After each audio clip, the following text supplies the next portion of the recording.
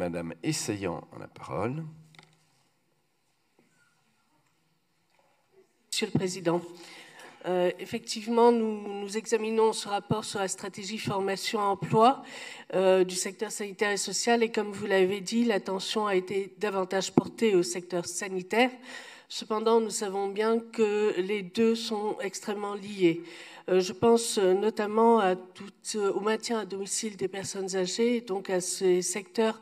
de services à la personne qui manquent beaucoup de personnes qualifiées, on en a parlé, et peut-être que ce serait bien d'élargir le périmètre de ce rapport et de cette stratégie emploi-formation en regardant de plus près quels sont ces manquements et quelles sont les possibilités de formation, notamment les bacs pro, le nombre de bacs pro et le nombre d'étudiants que nous avons dans ce domaine-là.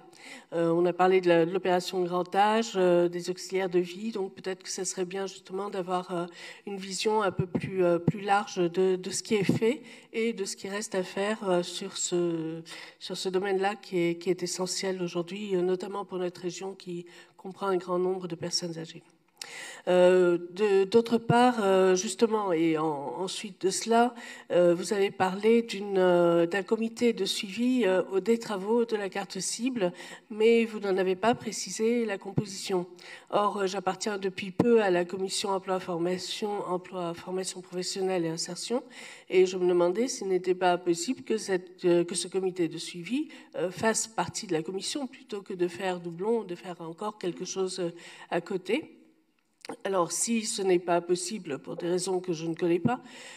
pour le moment, mais à ce moment-là, est-ce qu'on pourrait garantir une représentation transpartisane dans la commission de ce comité de la même manière que nous avons une représentation transpartisane dans la commission dans laquelle j'ai été heureuse d'entrer. Voilà, merci.